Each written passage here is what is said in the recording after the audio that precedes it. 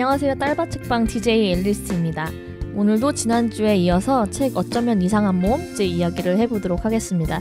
지난주와 동일하게 우리 한국역서장애인연합 대표님이신 박혜경 선생님과 또 장애인 성폭력상담소에 계시는 오남정 선생님과 함께 오늘 책 이야기 계속해보도록 하겠습니다.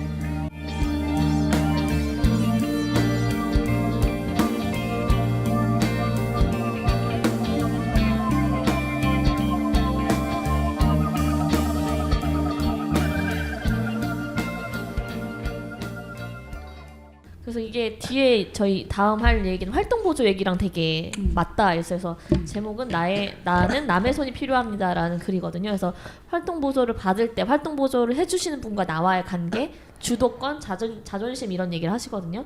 그래서 이 분 보면서 이제 처음으로 일본에서 교육받으신 활동보조원을 만났을 때 그분이 비로소 처음으로 어떻게 어느 쪽에 설까요? 어떤 팔을 먼저 도와드리면 될까요?를 처음 물어봤다는 거예요. 그래서 근데 처음엔 자기는 대답을 할 수 없었다고. 왜냐하면 한 번도 물어봐준 적이 없었기 때문에 선택권을 가져본 적이 없는 사람이기 때문에 그게 그때부터 나는 내 도움을 받는 몸에 대해서 연구하기 생각했고 어떤 걸 요구해야 될지 생각하기 시작했다는 이런 말이 나오거든요. 그래서 그 아빠 지금 해주신 이야기랑도 되게 연결이 되는 것 같아요.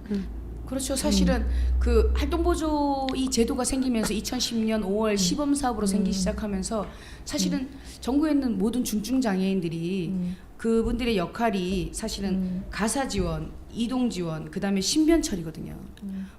근데 그분들이 해주는 일이 어찌 보면 인간이 가장 인간답게 살 수 있는 원초적인 것들이에요. 가사 지원은 이 사람한테 음식이나 설거지나 이런 것들을 안 해주는 순간 이 사람은 생계 위협을 느끼는 거고, 이동 지원은 이 사람이 집에 갇혀 있는 죄인은 아니잖아요. 사실은 난 이런 얘기를 한 적이 있어요. 죄수들은 그 죄를 진 만큼의 형량이 있어서 그 형량만큼 까고 나면 감옥을 나오지만 중증 장애인들은 죄도 안 졌고 남한테 해코지도 안 했는데 집에 항상 갇혀 있어야 되고, 그리고 심지어 시설에 갇힌 장애인들은 어릴 때 들어가서 죽어서 시체가 되어 나오거든요. 이건 너무 불합리한 세상이라는 거죠. 근데 활동 지원사 선생님들이 생기면 사실은 세상 밖과도 구경을 시켜주고, 어찌 보면, 그리고 이 사람을 이동 지원을 시키면서 인해서 사회 참여를 시키고 교육에 접할 수 있는 기회도 주고 바다가 어떻게 생겼는지 바다 구경도 시켜주고, 이런 여러 가지를 가장 나를 인간답게 접근하게 시켜주는 도움자들이거든요. 근데 문제는 이게 나는 이 활동지원사 이 얘기 중에서 그 젊은 활동지원사가 왔는데 자기의 변을 치워주고 이럴 때 그 뭐 마스크를 2개를 끼고 그리고 걸레를 빨든 고무장갑으로 자기의 변을 닦아도 되겠냐 이런 얘기를 했다는 얘기를 그래서 들으면서 비닐장갑 주셨다고 그런 얘기를 들으면서 내가 만약에 나 같은 애가 의식은 멀쩡한데 정말 중증장애 누워 있어야 되고 내가 정말 변을 보고 싶은데 그 사람이 올 때까지 나는 변을 참아야 되고, 저도 사실은 제가 목발을 짚다 보니까 화장실을 자주 못 가니까 어느 순간부터 물을 잘 안 먹더라고요. 그러니까 물을 잘 안 먹으니까 화장실도 잘 안 가고, 근데 문제는 방광염이 자주 오는 거예요. 그러면서 의사 선생님은 물을 자주 먹어야 됩니다 이렇게 얘기는 하지만 나는 화장실 자주 가는 게 너무 힘든 거야. 왜냐면 화장실이 뭐 너무 잘 돼 있으면 괜찮은데 뭐 2층 계단 꼭대기에 있다든가 막 잃어버리면 뭐 가다가 볼일을 볼 수도 있는 거고, 그래서 어느 순간 나도 모르게 내 장애에 맞춰서 물을 안 먹기 시작했거든요. 근데 이 사람은 자기 장애에 맞춰서 살다 보니까 활동지원사 눈치 보면서 뭔 그렇게 화장실을 자주 가냐 이런 핀잔을 들으면서, 근데 어찌 보면 사실은 여기서는 뭐 극단적인 활동지원사 선생님 계셨지만 정말 좋으신 분들도 많아요. 왜냐면 이들도 자기 딴에는 뭔가 사람이 사람을 케어한다고 이렇게 도전을 할 때는 준비를 하고 오는 거거든요. 정말 그게 기본 바탕에 봉사정신이든 아니면 그게 급여의 문제든. 근데 활동지원사 선생님들이 급여가 좋지 않아. 겨우 최저임금을 면하는 수준이에요. 근데 장점이라면 내가 원하는 시간에 원하는 시간만큼 할 수 있는 여유 시간이 있다는 게 가장 큰 장점이지 사실은 그 어떤 것도 없어. 어찌 보면 배변 처리해줘야지, 목욕시켜야지. 여성 활동지원사가 가서 남성 장애인의 목욕을 시켜주고 이런 일이 사실은 쉬운 일이 아니잖아. 내 가족도 목욕을 시켜주기 어려운데. 그런데 이 안에서 보면 사실은 물론 안 좋은 부분의 활동지원사 선생님도 많지만 현장에서 일하는 어떻든 이 중증장애인한테는 없어서는 안 되는 분들이 또 이분들이거든요. 그러니까 이분들의 노고에 대한 부분도 나는 충분히 알고, 근데 내가 만약에 장애인 당사자 중증인데 어떻게 내 부모도 내가 지금 어디가 가렵다고 얘기하면 시원하게 못 긁어주는데 생판 남이 내가 가려운 부분을 시원하게 긁어줄 수 있겠어요? 그거는 서로 맞춰가야 되는 거야. 서로 조율해가고 서로 협의를 하고. 근데 내가 이렇게 현장에서 장애인 당사자들 만나보면 그냥 참는 게 미덕인 줄 알아. 분명히 내가 불편한데 요구를 하는 순간 활동지원사가 떠날까 봐. 그래서 까칠한 이용자라는 소문이 날까 봐. 요구도 못 하는 거야. 음식이 짠데도 짜다는 말도 못 하고 그냥 조용히 먹는 거고. 그 내가 이 얘기를 한 적이 있어요. 활동지원사 선생님들 내가 교육을 한 6년을 시켰는데 자격증 따기 전에 그분들한테 뭔 얘기를 했냐면 장애인들 비빔밥 좋아하지 않아요. 근데 선생님들은 다 밥하고 음식하고 먹기 편할 비비잖아요. 거라고 생각해서 그거는 주시나요? 선생님들이 먹이기 쉬우니까 그렇게 하는 거예요. 장애인들 비빔밥 좋아하지 않습니다. 모르는 거야. 자기가 이 일을 쉽게 하기 위한 방법만 찾는 거죠. 그리고 시각장애인 가정에 만약에 활동지원사가 파견이 된다. 근데 시각장애는 나름의 이게 자기들 이 그림이 있어요. 내비게이션이 있단 말이야. 물건을 막 문을 치면 안 열면 되는. 문 옆에 다리가 쓰레기통에 부딪히는 순간 아 오른쪽으로 꺾어지면 싱크대구나. 근데 활동지원사 선생님 딱 집에 들어갔어. 문 앞에 위치를 다 쓰레기가 바꾸나요? 있었어. 다 치우는 거지. 그리고 깨끗하게 정리해 놓는 거지. 그리고 심지어 그 뭐 양념들도 막 양념통 드럽네 이러고 싹 바꾸나. 그리고 본인이 머리가 좋아서 기억을 하면 괜찮은데 소금이 왼쪽, 설탕이 오른쪽. 근데 그것도 기억을 못하게 하고 씻어만 넣고 담아만 넣고 하는 거야. 자기는 보이니까. 이 사람이 음식을 하는데 소금 넣을 자리에 설탕 넣고 이렇게 난리가 나는 거야. 이게 장애를 이해 못함이거든요. 그러니까 몰라서 하는 경우도 많다는 얘기를 하고 싶은 거야. 지원 선생님이 이 사람을 악의적으로 차별을 하거나 뭐 정말 인간 이하의 취급을 한다고 느끼기보다는 몰라서. 그리고 이렇게 얘기했을 때 이 사람이 이제 내가 한 몇 년 해보니까 가족 같아. 그러니까 편하게 남동생한테 얘기하듯이 여동생한테 얘기하듯이 야 옷 그거 아니잖아. 뭐 옷을 이렇게 많이 사? 이 책에 보면 나오잖아요. 뭐 이렇게 옷을 많이 사? 그건 아니야. 그리고 아가씨가 이런 얘기하면 돼? 내가 분명히 의사 표현이 있음에도 나란 사람을 너무 잘한다고 생각하고 자기가 대신 얘기해주거든요. 그거 자기는 뿌듯해한단 말이야 분명히. 자기가 힘들까 봐 내가 미리 얘기했어. 뭐 이런 얘기로. 근데 이 사람의 관계는 나는 인간이 어떻든 동물과 틀린 점은 의사소통이라는 게 있잖아요. 언어가 있고 그리고 글로 쓸 수 있고. 그래서 나는 충분히 이런 것들을 조율해야 된다고 생각해. 조율해서 대화로 풀고. 강한 사람이면 어때? 내가 못하는 거 못한다고 얘기를 하고 선생님 제가 못하니까 선생님을 부르지 않겠습니까? 이것만 도와주십시오. 이렇게 되는 거지.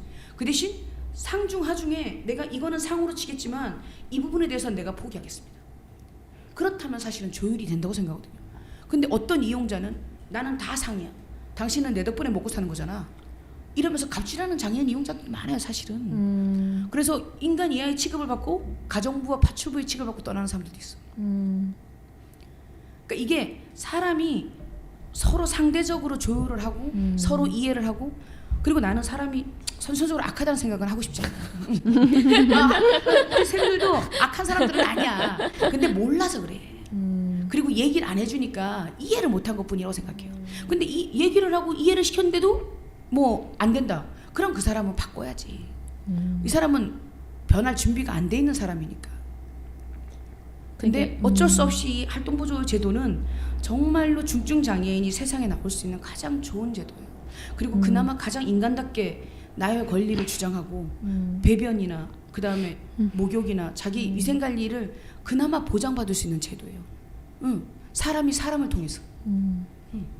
도와주시는 분이지만 그 안에서 내가 필요한 것들 정확하게 얘기하고 좀 당당하게 주도권 있게 그 관계를 끌어가는 것도 되게 중요한 부분인 것 같고, 아까 말씀하신 것처럼 뭐 시각 장애인 분인데 그거에 대한 이유 없이 물건을 다 치워놓는다거나 그런 것도 사실 물어봤으면은 한 번만 물어봤으면 해결될 문제라는 생각이 들어서 오히려 정말 존중하고 평등하다면 그것은 물어보는 거에서 다 시작될 것 같아요. 뭐 정말 도움이 필요한지, 어떻게 도와줘야 하는지.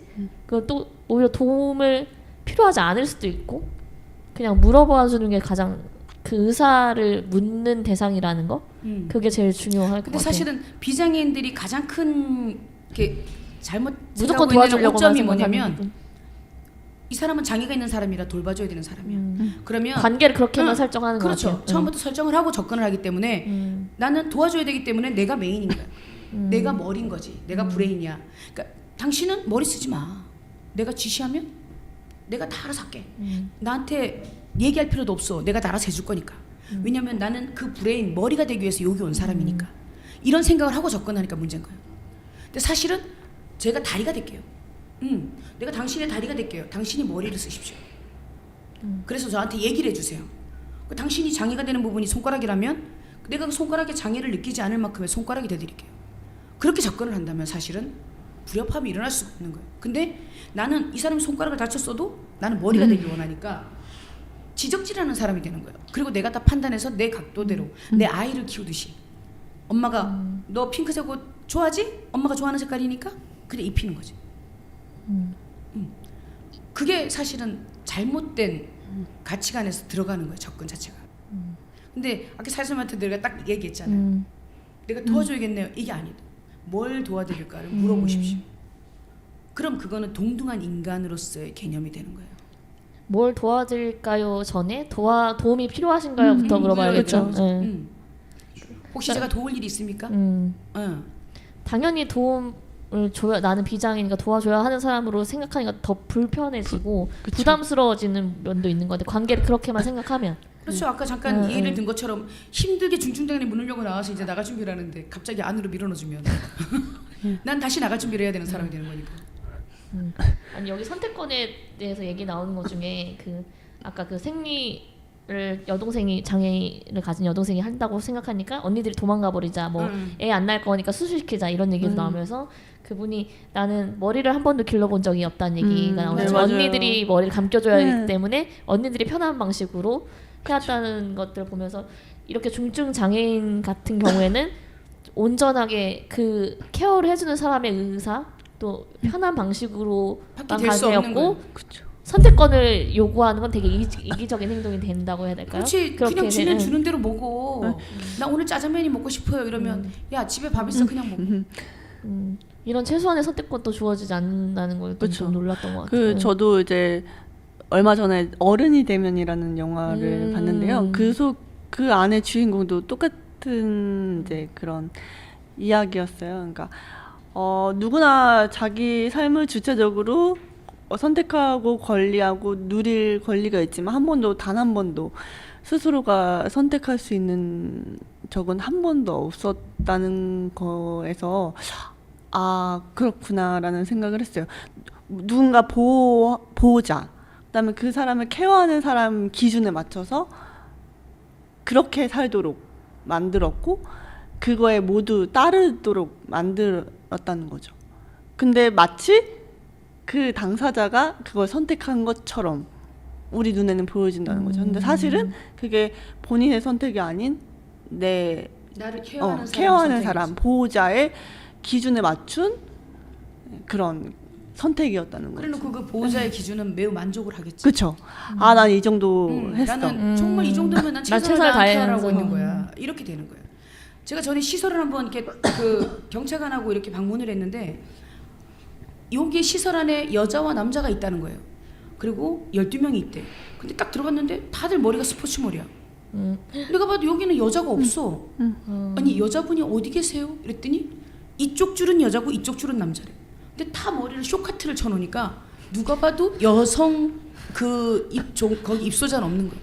그 내가 딱 나오면서 이런 시설을 여긴 당장 폐쇄해야 된다 그랬어. 경찰관한테. 여기야말로 저기 무슨 종교 목사가 하는 데였는데 조그만 간이 시설이었는데 내가 거기를 들어간 입구부터 왜 안 좋게 봤냐면 비가 막 내리고 있었어요. 근데 그 마당에 빨래 행거가 널려 있는데 빨래들이 그대로 비를 맞고 있는 거예요. 딱 느낌이 우리가 보통의 사람들 같은 비가 오면 빨래를 걷고, 근데 어떤 느낌이 있다고 하더냐면 이 시설은 저 빨래가 비를 맞으면 비 맞게 하고 다시 해 뜨면 말렸을 때 옷 주나 보다. 그냥 입히고. 그러면서 여기 별론데 하는 마음으로 딱 들어갔는데 웬걸? 여자 입소자가 안 보여. 다 스포츠 머리야. 근데 오른쪽은 여자고 왼쪽은 남자래. 이거는 말도 안 되는 진짜 시설인 거예요. 선택권 없는 목욕시키기 좋은 정말로 스포츠 머리 만들어 놓고 이생기가 빡빡머리 만들어 놓고 그런 데가 아직도 현장에는 많다는 거예요. 그리고 뭔가 자유라고 하지만 뭔가 그 타인의 통제 안에서 그냥 최소한의 자유라고 보여질 수밖에 없다고 생각하거든요. 진정한 내 자유가 아니고 진정한 내가 주체로서의 선택이 아닌 뭔가 통제 안에서 뭔가 그냥 다루기 쉽도록 만들어진 사육하고 있는 그쵸? 거예요. 양육하고 사육하는 예, 거예요. 사람을 그렇게밖에는 변화시키고 있는 거라니까. 설명이 되지 않는다고 생각해요. 그래서 뭔가 당사자들의 삶의 질을 높이기 위해서 그렇게 만들어진 제도들은 많다고 하고 예전보다 훨씬 많아진 것도 사실인데 정말로 실제적으로 이들이 진짜 주체적으로 우리가 주체적으로 뭔가 삶에 자립하고 있는지에 대해서는 되게 의문이 들더라고요. 아직도. 그리고 특히 시설에 거주하고 있는 분들은 더더욱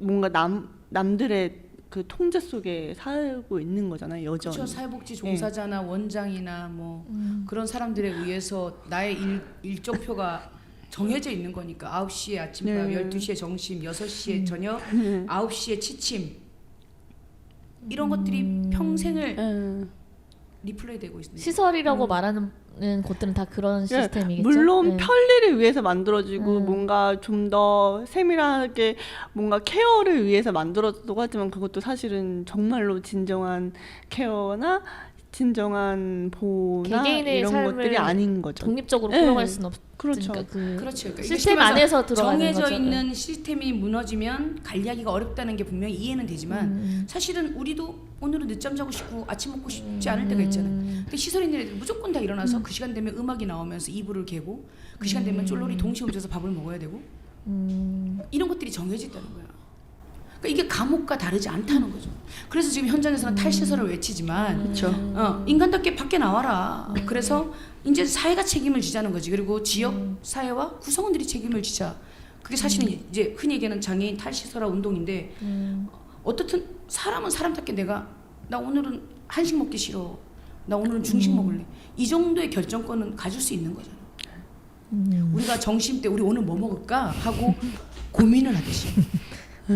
근데 장애인 시설에 있거나 장애인 중증 여성 장애인들이나 중증 남성 장애인들은 활동 지원 선생님이 해주는 음식에 의존하고 그들한테 뭔가를 요구할 수도 없고 어제 내가 시장 봐온 게 이건데 오늘은 이거 했으니까 이거 먹어 이렇게 되는 거예요.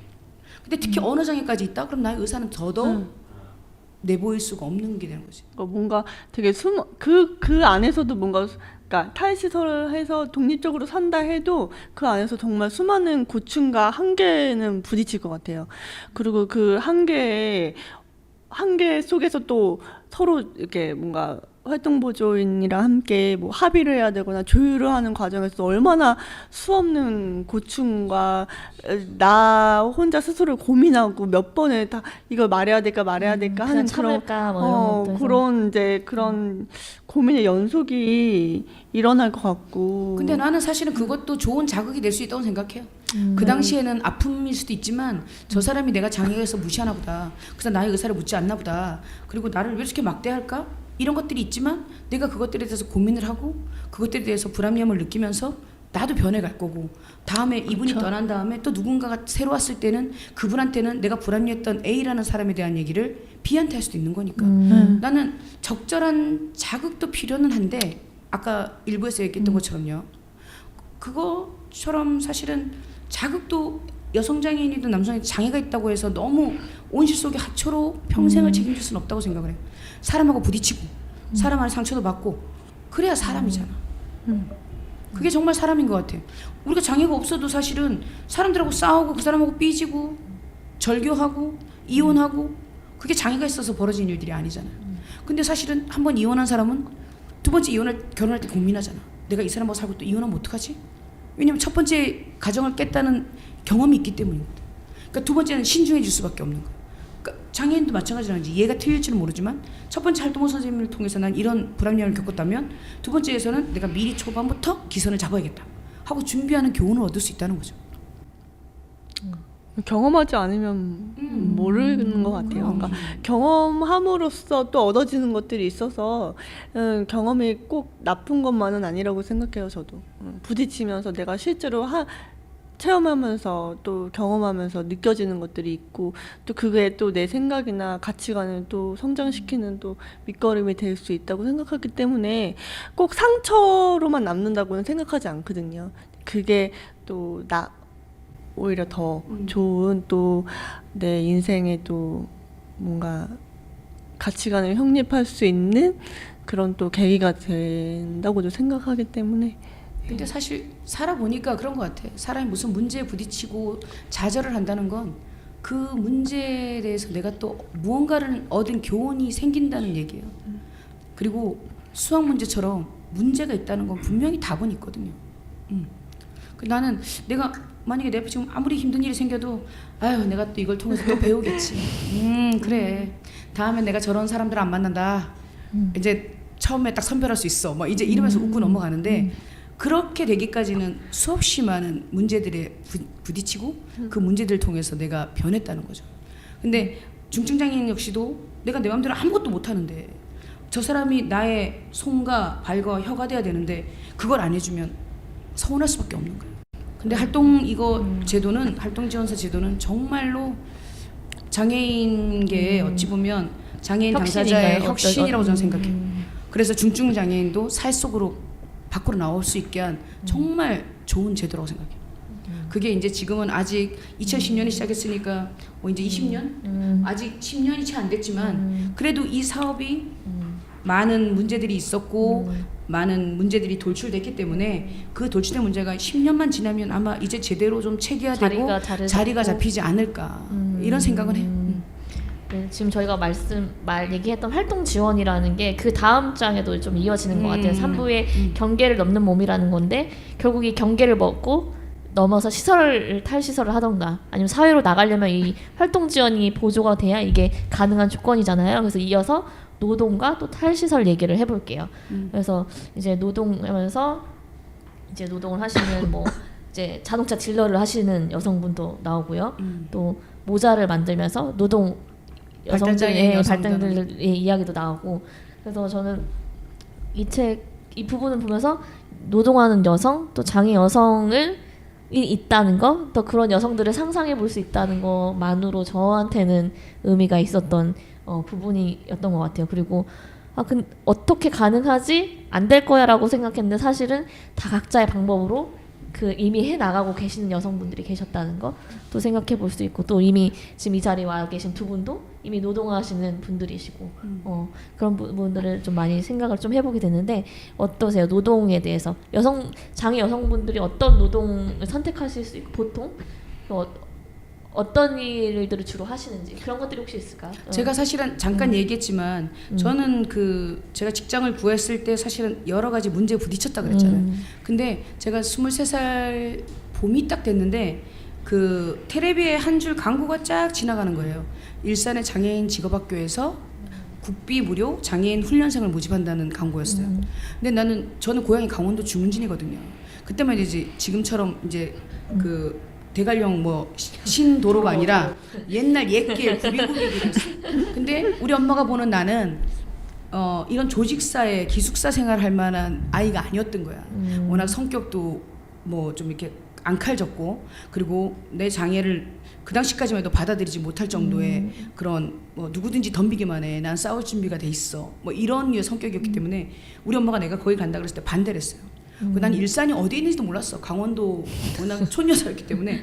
근데 거기를 혼자 보따리 싸들고 엄마의 차비도 없이 친구한테 돈을 빌려서 갔어요. 그래서 그곳에서 전작가를 전공하고 23살 겨울에 천안이라는 곳에 취업을 나왔어요. 그래서 감시카메라 회사에서 입사를 딱 했는데 비장애인 2명과 장애인이 내가 들어왔는데 그 담당자 나를 관리하는 사람이 내 이력서를 보더니 너는 2다리를 못 쓰니까 앉아서 하는 일밖에 못 하겠네. 그럼 수리사 해라? 그러더니 하는 말이 대신 너가 이걸 못하면 내가 널 제일 먼저 자를 거야. 딱 그 얘기를 하는 거예요. 근데 지금 생각해보면 그때는 내가 그 사람의 이름을 지금도 잊어버리진 않는데 그때는 이 사람이 하는 말이 너무 서글픈 거야. 격리를 가기 위해서 했을 때 거절당했던 느낌과 그래서 두고 봐라. 내가 여기서 분명히 살아남는다. 그래서 사실은 내가 1년을 배운 기술 갖고 직업학교 배운 기술 갖고 어떻게 금방 라인에서 나오는 모든 제품을 수리할 수 있었겠어. 근데 나만의 방식으로 헤로도에다가 그림을 그려놓고 파형을 그려놓고 양품을 체크하다가 이제 나중에 분량을 딱 꽂으니까 그 그림하고 틀린 것들이 나오니까 고치기 시작하는 거예요. 그러면서 내가 그 회사에서 6년을 근무했거든요. 그래서 감시카메라 수리사로 6년을 근무하고 그리고 내가 어느 순간 결혼해야 되는데 나변기를 쐬면 아이가 기형아가 나올 수 있기 때문에 전자회사를 그만뒀죠. 그리고 아이가 또 태어났을 때 엄마한테 맡기고 다시 또 뭐 그 핸드폰 만드는 회사에서 또 수리사로 근무를 2년 하고 그 다음에 뭐 셋톱박스 수리사도 하고 그래서 이제 현장 공장에만 이게 엔지니어로 있었던 거예요, 전문직으로. 근데 모든 공장을 다녀봤지만 여성장애는 나밖에 없었어요. 근데 내가 어느 정도의 경력을 쌓고 내가 전문성을 갖게 되니까 내가 교차로 하나를 딱 피고 내가 어디를 갈까 하고 찾게 되는 거예요. 그러고 나서 내 이력서를 써들고 가서 딱 내미는 거지. 이제 왜냐면 난 전문 지식이 있는 사람이니까 당신이 필요하면 나 고용해.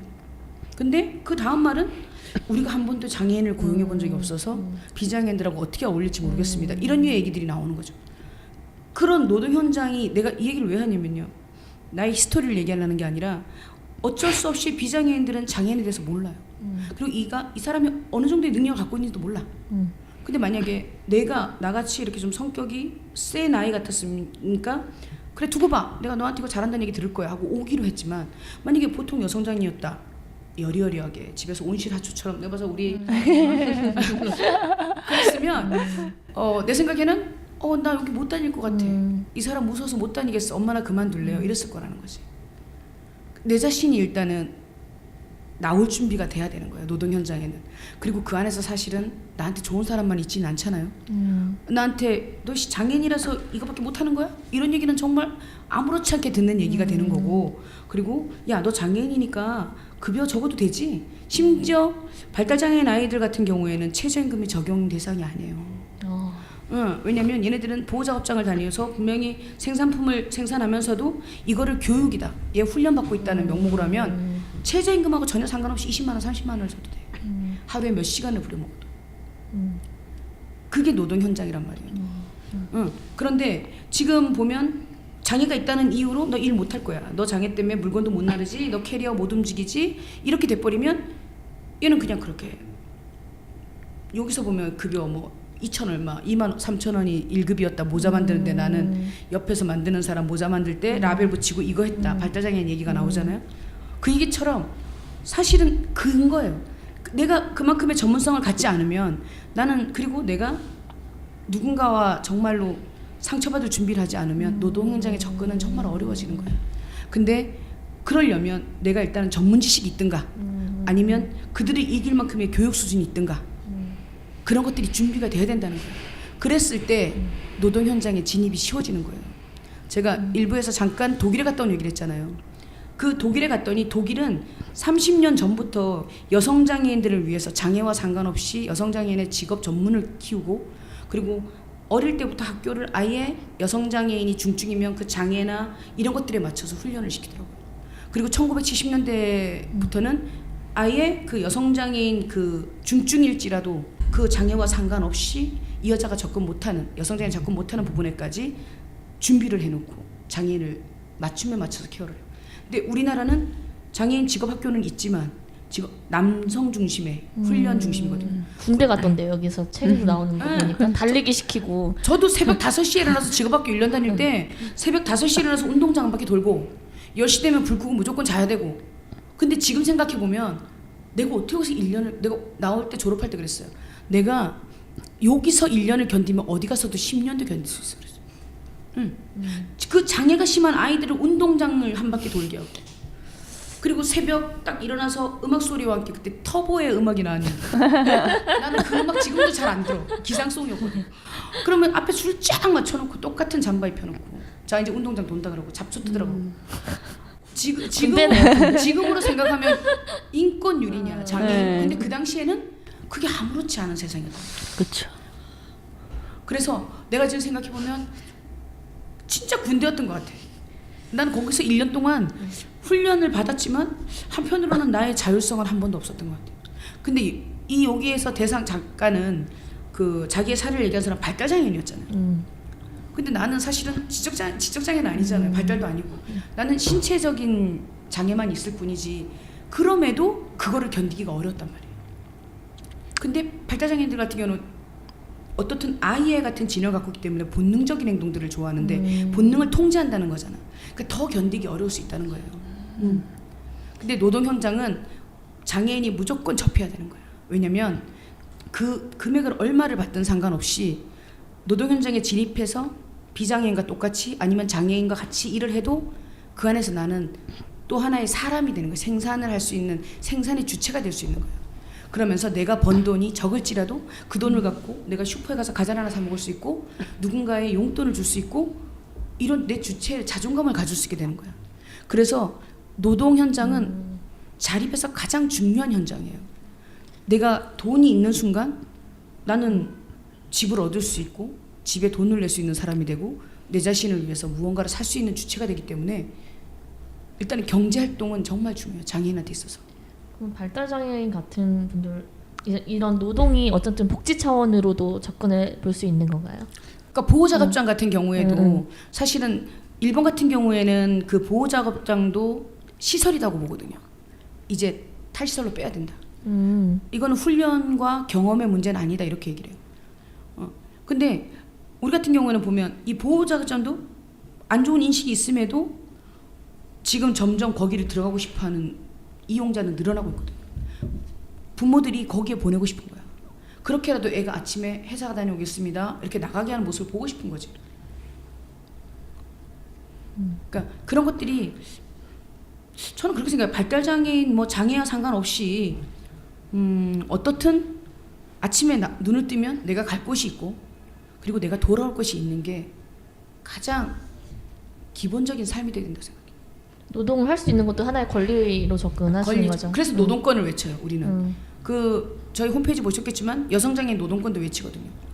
왜냐하면 내가 노동권에서부터 자유로워지고 사회 참여권이 됐을 때 나는 진정하게 자립을 하고 자립 안에서 나는 인간다운 삶을 나의 수고와 노력으로 영위할 수 있게 되는 거죠.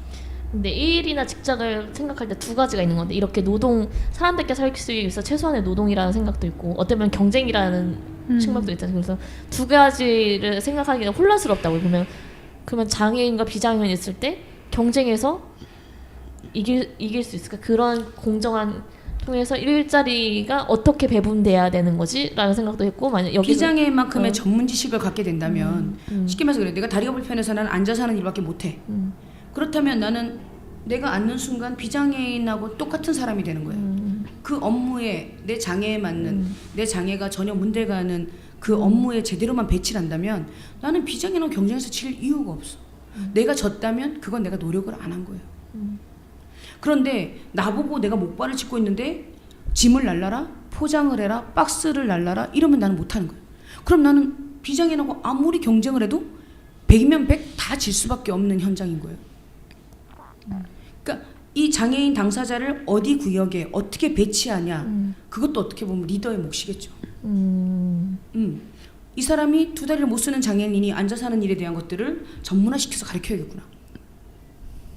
그럼 이 사람은 집중도가 뛰어나니까 앉아서 학교에 갈 수 없으니 누군가는 5분에 한 번씩 일어나는데 이 사람은 일어날 수도 없으니 1시간을 앉아있어도 일의 능률은 더 높겠구나.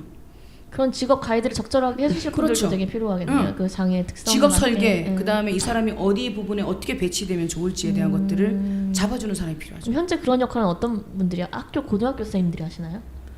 사실은 그 장애인 당사자가 직업학교를 나와도 그 직업은 장애인 당사자가 찾거나 아니면 선생님들이 연계해주지는 않아요. 대부분 직업학교를 나와도 다시 가정으로 돌아가지. 근데 초창기에 내가 했던 학교는 직업을 연계해줬어요.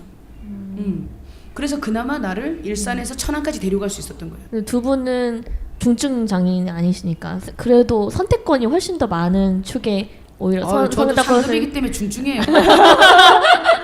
선택권이 많은 축에 계시지 않을까요? 아니면 전 제한 어떤 직업을 선택할 때 제한이 있으셨다고 생각하시는지. 근데 나는 그렇게 생각해요. 사회 선생님도 그렇겠지만 내가 손가락이 하나 딱 불편한 순간 나는 사실은 장애가 되는 거예요. 내가 지금 할 수 있는 모든 일들에 설거지도 못할 것이고 그리고 뭐 화장도 못 지울 것이고 그러면 난 누군가한테 도움을 받아야 되는 거잖아요.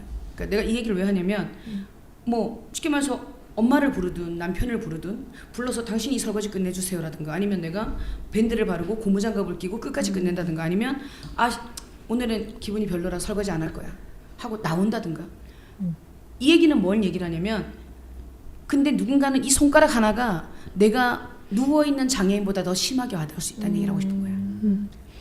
경한 장애는 없어요. 내가 이 장애를 어떻게 받아들이냐의 차이인 거지. 내 다리가 불편한 게 나는 제가 그래도 제 발로 목발 짚고 운전하고 어디든 가고요. 뭐 산도 오를 수는 있어요. 굳이 뭐 제가 장애 극복을 할 이유가 없어서 안 오를 뿐이죠. 이렇게 얘기하지만 나보다 못한 장애인들이 휠체어를 타는 나보다 장애가 훨씬 심한 장애인들이 땡볕에 장콜이 올 때까지 기다리고 앉았고 나는 그냥 시동 걸면 가는데 그럼 이런 생각을 하는 거지. 한편으로는 그 돈 얼마나 나는 감사한가.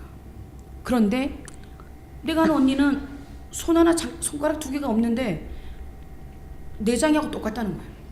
자기는 이 장애가 제일 심한 장애라는 거야.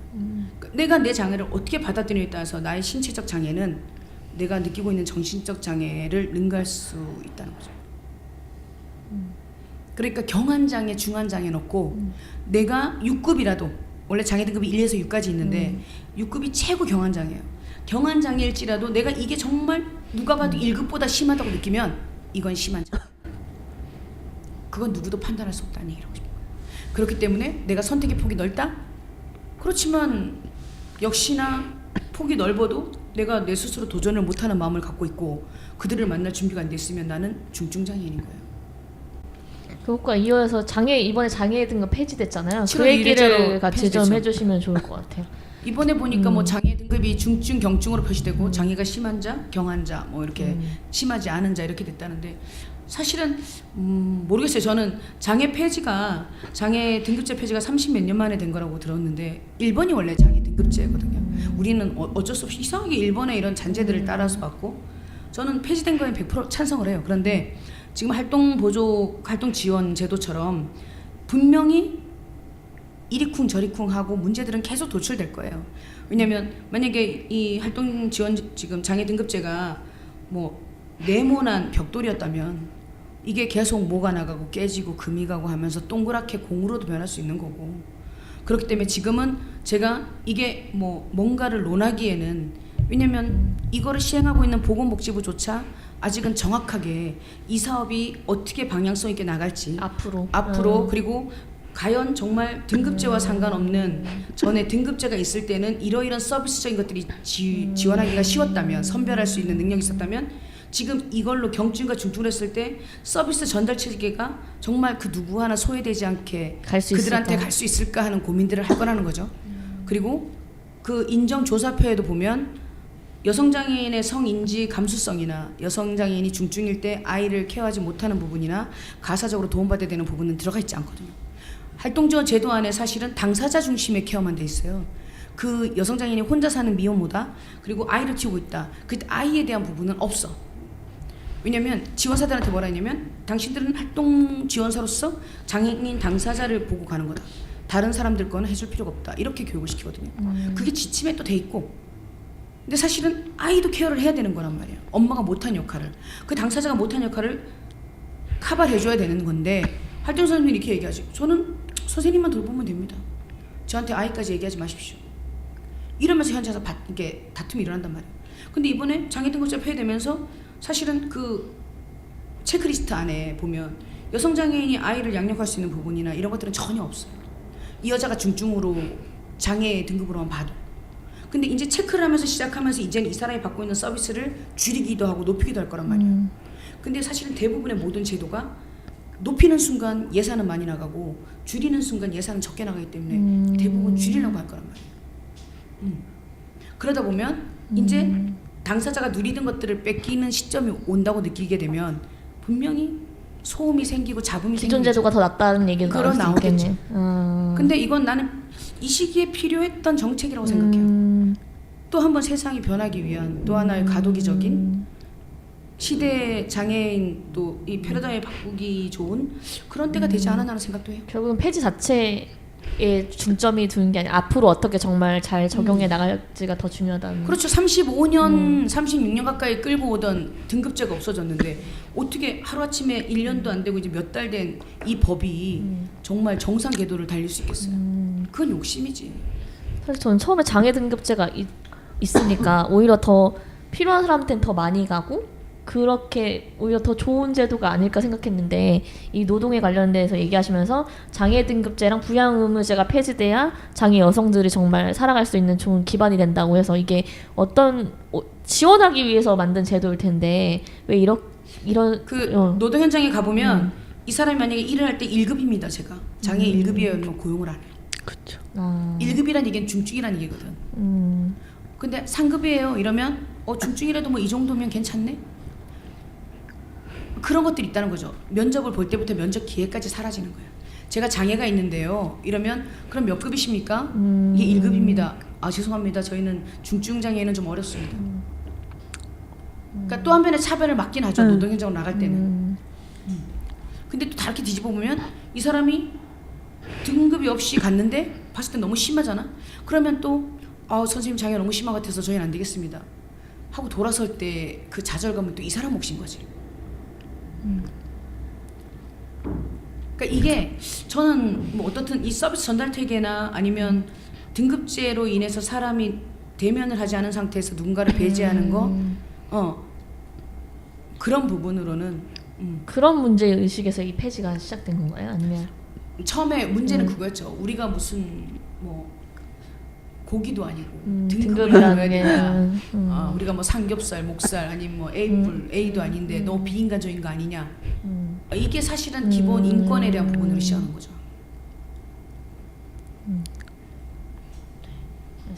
최근에 이슈였던 장애 등급제까지 저희가 노동과 관련해서 같이 얘기를 해봤고요. 우리 마지막으로 탈시설 이야기입니다. 그래서 제목은 내가 나를 책임질 수 있을까라는 글이었고요. 말은 영진님 또 글은 강진경님께서 대신 써주신 이야기입니다. 그래서 탈시설은 결국 독립에 대한 이야기일 거고 장애 분들이 어떻게 보면 제일 힘들 거라고 생각하는 부분일 수도 있고 가장 원하는 독립 자유롭게 내가 스스로 살 수 있는 부분 가족이나 그런 것 없이 나의 주도권 있는 삶을 살고 싶다 그 삶을 꾸려갈 수 있는 기반이라고 생각할 수도 있을 것 같고요. 그래서 탈시설에 관한 이야기를 좀 드려보려고 합니다. 그래서 이 글을 쓰신 영진님 이제 나이가 어느 정도 있으신 분이다 보니까 어떤 본인이 옮겨 다녔던 자기가 있었던 곳들을 통해서 장애인들을 어떻게 사람들이 대하고 어느 곳에 모아두었는지 어떤 시설에 관한 역사도 우리가 볼 수 있었고요. 그리고 지금은 어렵게 같은 장애 여성분들과 탈시설에서 독립해서 사는 이야기 그 과정에서 어떤 어려움들이 있었는지 얘기를 하시고 그럼에도 불구하고 나 자신도 어려울 거라고 생각했던 독립들을 해나가면서 내가 그 와중에 좋아하는 것들을 찾고 또 나에게 의미 있는 관계들을 계속 해나가는 그런 삶을 살고 꾸려가시는 모습 우리들을 또 저희한테 보여주셨던 것 같아요. 그래서 탈시설에 관한 이야기 좀 여쭤보고 싶어요. 근데 시설에 있는 모든 장애인들이 처음에 사실은 시설을 나오려고 마음을 먹어도 주거지가 보장이 안 되면 사실은 시설을 나올 수가 없거든요. 그래서 어찌 보면 뭐 체험홈이나 그룹홈 이런 여러 가지들이 있어요. 그러니까 지자체마다. 그리고 이제 뭐 지금 장애인 등급제가 이슈기도 하지만 지금 장애인계에서 가장 큰 이슈는 커뮤니티 케어라 그래서 한 명의 장애인이 사회 속으로 들어왔을 때 그를 둘러싼 주변의 이제 다른 비장애인들이나 그를 도와줄 수 있는 민관 그리고 이들의 협력을 통해서 이 사람이 느끼고 있는 장애를 최소화시킨다. 이게 요즘 커뮤니티 케어의 가장 큰 이념이거든요. 그러니까 예전 같으면 관에서만 책임지던 한 사람을 시설에서만 책임지던 한 사람을 이제 시설에 데리고 나와서 관에서 주거를 제공해주고 그 주거 제공과 함께 그 옆에 민에서 이 사람을 들여다보는 거죠. 불편한 부분이 뭐가 없는지 그리고 어떤 부분을 도와줘야 되는지 이제 그런 것들을 어떻든 체계화시켜서 지금 영국 같은 경우는 그런 것들을 하고 있거든요. 그러니까 그런 것들을 모델로 해서 지금 우리 한국에서 이제 이슈가 돼서 한참 지금 사회복지 현장에서는 커뮤니티 케어가 완전히 무슨 이 새로운 뭐 복지의 패러다임처럼 막 이렇게 나오고 있어. 근데 이게 사실은 한국형 이제 커뮤니티 케어를 만들어야 되는데 우리가 어느 순간 사실은 내 집 옆에 있는 아파트에 같이 사는 사람들도 모르는 판에 이런 것들을 하려면 네. 얼만큼의 노력들이 서로 주어져야 될지 그리고 내 아파트에 뭐 쉽게 말해서 발달장애인이나 지적장애인이고 신체 심한 중증장애인이 산다. 그런 것들을 했을 때 흔히 얘기하거든요.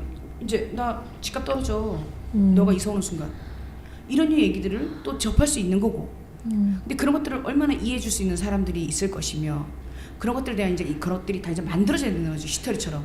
근데 탈시설에서 가장 중요한 건 어떻든 재원과 주택가 그리고 이 사람을 돌봐줄 수 있는 보조 인원과 그게 활동지원 선생님이겠지. 그리고 사실은 이 사람이 시설에 있었다는 얘기는 기초생활 수급자였다는 얘기예요. 왜냐하면 국가에서 이 사람에 해당되는 부분을 시설에다가 주고 그 시설에서는 그 돈을 갖고 이 사람을 먹이거나 케어하거나 했을 건데 이제 본인이 딱 나왔을 때 그 돈을 받고 재정적인 부분을 본인이 관리해야 되고 본인이 주도적으로 부식을 사갖고 와야 되고 이런 것들을 해야 되는데 사실은 그런 것들을 접해보지 않은 사람은 마트에 가서 내가 돈을 얼마를 내야 되는 거지? 나 한 번도 마트 가본 적이 없는데 나 혼자? 그리고 내가 나 혼자 집 앞을 나갈 수 있을까? 그러니까 이런 것들에 대한 교육들이 먼저 주어지고 탈시설 하기 전에 탈시설을 나오기 이전에 훈련과 교육이 주어져야 되는 거예요. 자기 장애에 맞는 일상 훈련을 할 수 있게끔 해주고 그리고 그 집이 주택을 제공했다 나라에서 만약에 그러면 그 안에 이 사람이 휠체어 타는 장애인인데 침대에서 휠체어로 옮기는 걸 못한다 아니면 땅바닥에서 휠체어로 못 올라탄다 그러면 휠체어까지 올라타는 리프트 엘리베이터를 해주고 그래서 휠체어로 바로 올라탈 수 있는 그런 장애에 관계된 보장구들이 비치를 시켜줘야 된다는 거지. 그리고 이 사람은 충분히 목욕할 때 저기 욕실을 못 끼어 들어간다. 그러면 목욕용 침대가 있어야겠구나. 그러면 그것까지도 세팅을 해줘서 이 사람이 정말 그 안에 들어갔을 때 전혀 몸에 불편을 안 느끼는 환경을 제공해준 상태에서 탈시설이 돼야 되는 거예요. 그러면 앞으로 이제 장애 어린이나 뭐 청소년이 될 수도 있고 그러면 앞으로는 독립을 해서 살아갈 사람이라고 생각을 하고 그러면 프로그램이나 교육들이 짜져야 될까요? 그렇죠. 지금 보면 그 특수학교 다니는 이제 우리 발달장애 직장인 아이들 보면 뭐 예전에는 교실 한가운데 차가 놓여 있어. 그리고 주유기가 있어. 기름 넣는 걸 가르치는 거. 그리고 한참 이슈됐던 게 바리스타. 아이들 발달장애인 아이들 무슨 시청 밑에 커피숍 뭐 도청 밑에 커피숍에서 발달장애 아이들이 바리스타가 돼서 커피 뽑고 그건 다 훈련을 통한 거거든요. 그러니까 내가 경제활동을 할 수 있는 전문적인 훈련을 시키고 그리고 주택을 제공하고 그리고 이 아이가 경제적인 활동을 할 동안 훈련받을 동안 이 아이가 살 수 있는 최소한의 생활비가 나와야 되고 그리고 이 아이가 본인 스스로 자기 의식주와 신변처리할 수 있게 도와줄 수 있는 사람이 제공되고 그랬을 때 시설에서의 온전한 탈시설이 될 수 있다.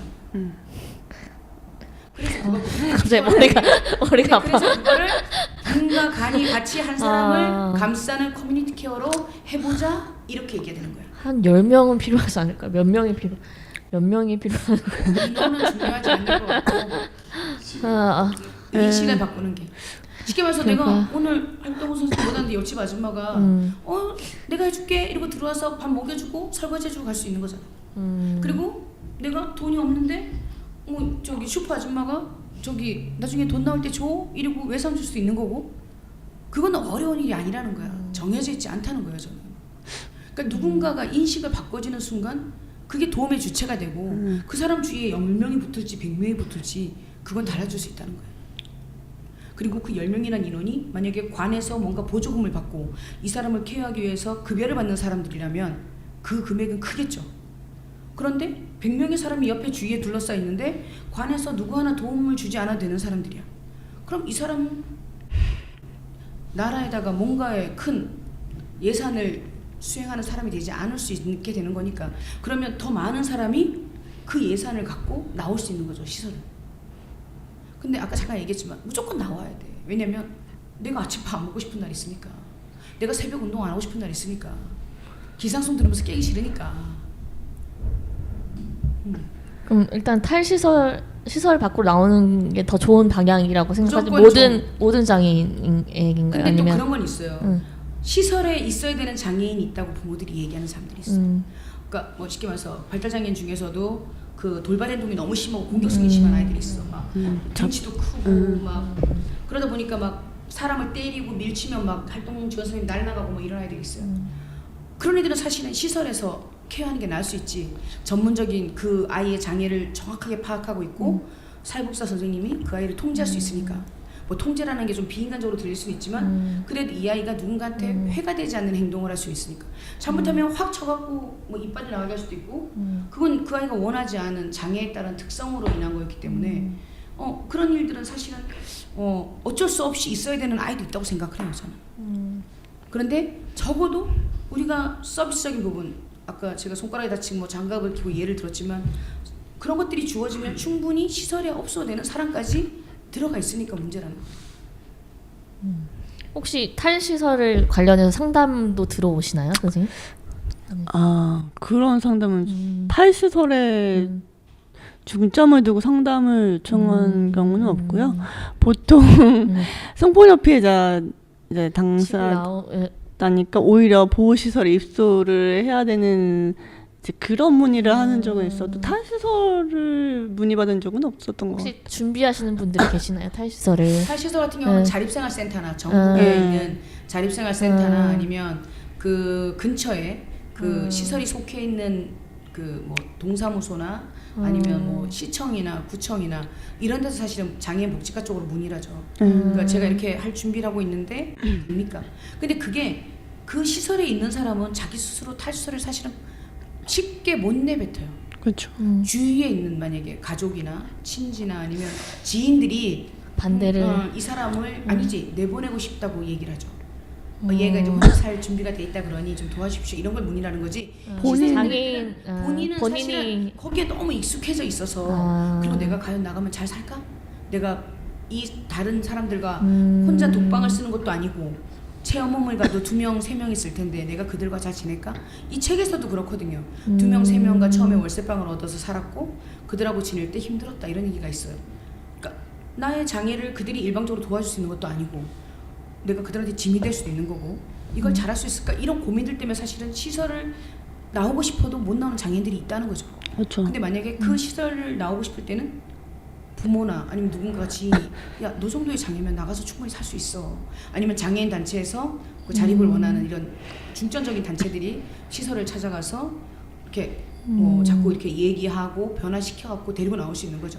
그리고 공적인 관에서 받을 수 있는 국가를 통해서 받을 수 있는 것들에 대해서는 지원할 수 있게끔 연결을 시켜줘.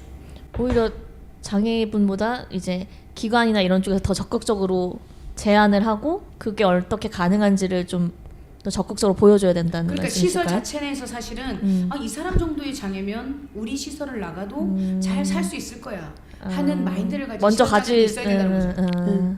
근데 기본적으로 우리가 어린이집을 막 이렇게 얘기하잖아. 애 머리 하나가 다 돈이다, 보조금이다. 근데 시설도 마찬가지거든요. 그게 뭐 나쁘다는 얘기가 아니라 그 시설을 통해서 사실은 그 재원이 마련되고 그 아이들을 돌보는 사람들의 인건비와 그리고 그들을 케어할 수 있는 기본적인 예산이 나오는 건데 내가 알기로는 그 시설에 투입되는 돈들이 많지는 않은 걸로는 알지만 그래도 기존에 내가 한 10년, 20년, 뭐 30년 시설을 했는데 갑자기 문을 닫으라 그러면 여기 있던 종사자들부터 시작해서 어떻게 되는 겁니까? 그러니까 점차적으로 할 수밖에 없다는 거죠.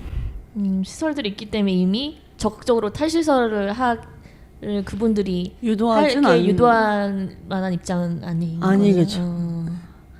근데 내가 봐서는 정책적으로 어떻든 뭐 지자체의 의견이나 그리고 장애인 당사자 의견이 강해지면 그 시설과 상관없이 내가 주체가 되면 나올 수 있게 되는 거죠, 사실은.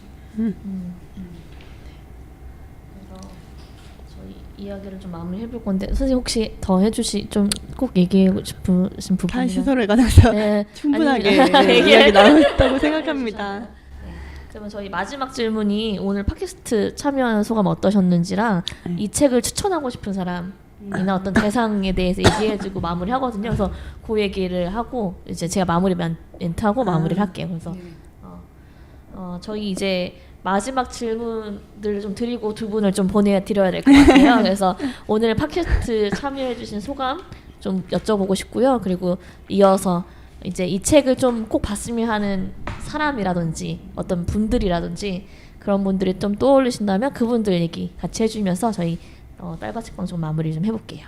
저는 이 팟캐스트라는 이런 걸 처음 해봐갖고 사실은 되게 신선한 것 같아요. 근데 그러니까 수다 떠듯이 뭐 카메라가 있는 것도 아니고 이렇게 가볍게 얘기하는 게 좋은 것 같고 사실은 그리고 시간 제약을 그래도 그렇게 자유롭게 해주시니까 본의 아니게 수다쟁이가 됐다 이런 게 있지만 저 역시 이제 갑자기 여기에 섭외를 받고 이 책을 저도 처음 접했기 때문에 장애를 가진 한 여성으로서 또 여기 있는 장애 여성이 겪었던 삶을 그 뭐 우리가 흔히 얘기하는 할자를 통해서 다 그걸 이해할 수는 없지만 그래도 적어도 나는 장애 여성으로 결혼도 해봤고 직장생활도 해봤고 아이 엄마도 돼봤고 아내도 돼봤기 때문에 근로자도 돼봐서 그런 것들이 그나마 와닿기는 하는데 이 책을 처음 접하는 분들은 좀 재미없는 책으로 느껴질 수 있겠다는 생각이 들어요. 왜냐면 비장애인 여성 같은 경우에는 이 얘기 누구 그냥 어느 여성 장애인의 한풀이처럼 나의 삶이 이래야 하는 수필처럼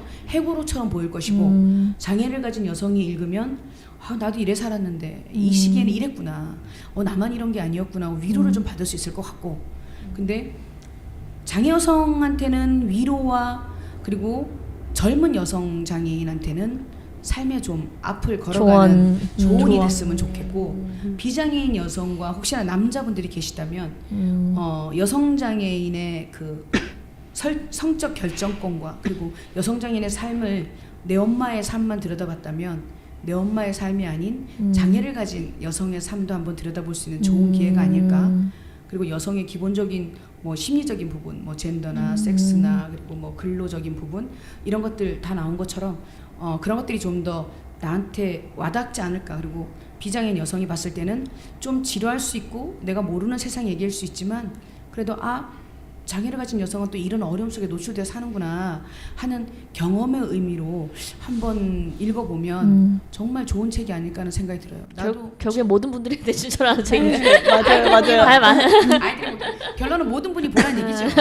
나 여기서 지금 이 책을 판매한 출판한 데 전혀 상관이 없으세요. 사람인데 장애인 당사자가 봤을 때 여성 장애인의 삶을 들여다보기가 각각에게 다 주는 의미가 다를 그리고 책일 것 장애 같아요. 유형별로 아주 자세히 분리가 돼 있어서 뭐 장애가 심한 사람, 발달 장애인 사람, 뭐 그리고 언어 장애, 연령도 다양하고, 그래서 그런 부분들이 내가 모르는 장애 유형과 장애의 정도와 그리고 그들의 삶을 들여다보기 아주 좋은 책이라는 생각이 들어요. 장애의 스펙트럼을 넓혀서 생각해 볼 수 있는 것만으로도 좀 장애를 모르시는 분들한테는 그러니까 고민해 볼 수 있는 책, 사회가 이렇게 변했으면 좋겠다는 고민을 같이 해볼 수 있는 책. 네. 그러니까 나는 장애인이 아니라 나는 이걸 굳이 알 필요가 없어가 아니라 나도 언젠간 장애인이 될 수 있으니까 한번 느껴볼까 하는 체험서 정도로 느끼면 어떨까 싶네요. 네. 저도 대표님 생각에 동일하게 생각하고 있고요. 저도 이번 기회를 통해서 새로운 경험을 한 것 같아서 너무 좋고, 또 이 책을 읽으면서 느꼈던 점은 나도 장애를 갖고 있지만 나보다 심한 장애를 가진 사람에 대한 차별이 내 속에 있지 않았나라는 생각을 하면서 좀 느낀 것도 많고 다시 한번 깨달은 점도 되게 많았다고 생각을 했어요. 이번 기회를 통해서. 그래서 앞으로도 살아갈 시간들이 훨씬 더 많잖아요. 살아가면서 더 제 안에 들어있는 틀에서 또 깨어나야 되겠다라는 생각을 했고요. 또 현장에서 뭐 늘 이제 폭력에 노출되어 있는 이제 여성 장애인들을 위해서 더 열심히 일을 해야 되겠다라는 생각을 가지고 앞으로 열심히 또 활동해 나가겠습니다. 네, 감사합니다. 네. 책 어쩌면 이상한 같이 이야기를 해주셨고요. 또 소중한 시간 함께 해주셔서 너무너무 감사드립니다. 그래서 오늘 게스트 함께 해주셨던 박혜경 대표님, 또 오남정 상담사님 이제 보내드리고요. 저희 딸바 책방은 다음 주에도 다른 이슈, 또 다른 책으로 청취자분들 만나 뵙도록 하겠습니다. 감사합니다. 감사합니다.